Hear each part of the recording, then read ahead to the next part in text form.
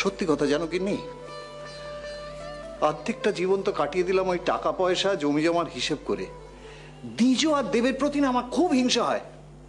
উমা, কেন গো হিংসে হয় কেন? হিংসা হবে না? তুমি ভাবো গিন্নি, ওই দ্বিজোর বউ ওই দ্বিজোর চারিদিকে না কিরকম সারাক্ষণ ঘুরঘুর ঘুরঘুর ঘুরঘুর করে।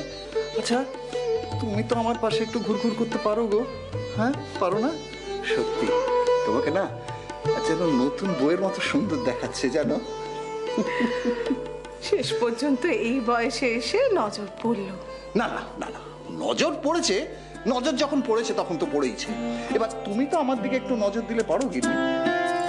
দেবো দেবো। দেবে? হ্যাঁ দাও দাও দিচ্ছি। দাও। 1 মিনিট। হ্যাঁ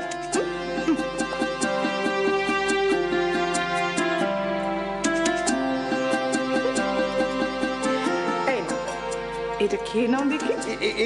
এটা আবার কি গিন্নি? চিড়ে তার জল গো। চিড়ে তার জল? কেন? এটা তোমাকে এখন থেকে রোজ খেতে হবে, তোমার স্বাস্থ্য ভালো থাকবে। আমি ধর্মকে বলে কাল আনিয়ে রেখেছি, ওই ভিজিয়ে রেখেছিল গো। তাই? খেয়ে নাও খেয়ে নাও। আচ্ছা আমি কিন্তু এরকম নজরের কথা বলিনি, তাও তুমি যখন বলছো তখন তো খেতে হবেই। ঠিক আছে খেয়ে নাও।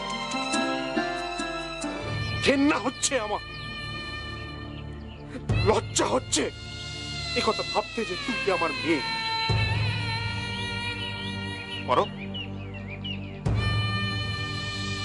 লেখাপড়া শিখে এরকম অসভ্য বেহায়া ইতব্য খবরদার আমাকে ছুঁয়ে একদম ছুঁয়ে না। আমি ভাবতে পারি না তুই আমাদের সঙ্গে এই ব্যবহার করতে পারিস। আমি ভাবতে পারি না পারো যে আমার মেয়ে হয়ে তুই সারা রাত বাইরে যা যা যা যা যা যা যা, যেখানে গিয়েছিলি যা, সেখানে গিয়েই থাক। একটাবার কথা শুনে শুধু একটা কথার উত্তর দে আমাকে, তুই সারা রাত কোথায় ছিলি?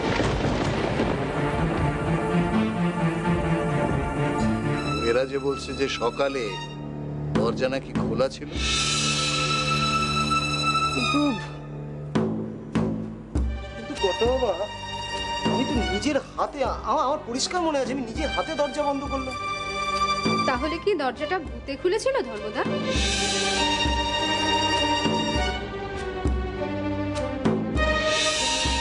ছি ছি ছি, লজ্জা করছে না তোর?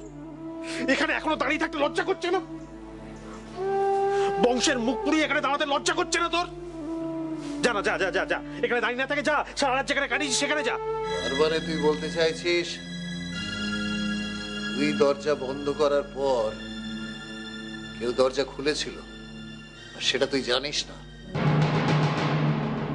রাত্রে সমস্ত দরজা জানলা যাতে কেউ না খোলে সেটা দেখার দায়িত্ব কার? প্রত্যেকটা দিন 16 থেকে 17 ঘন্টা এই মানুষটা এই বাড়ির প্রত্যেকের ফাইল ফরমাস খায়। তারপরেও তুমি এর কাছ থেকে আরো কাজ আশা করো?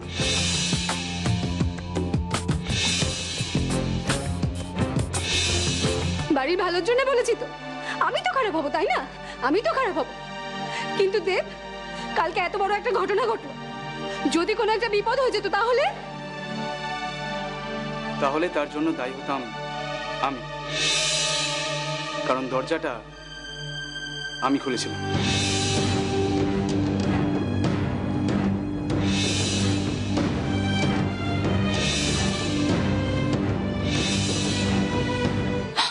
আমি কি করে এড়াবো বাবা?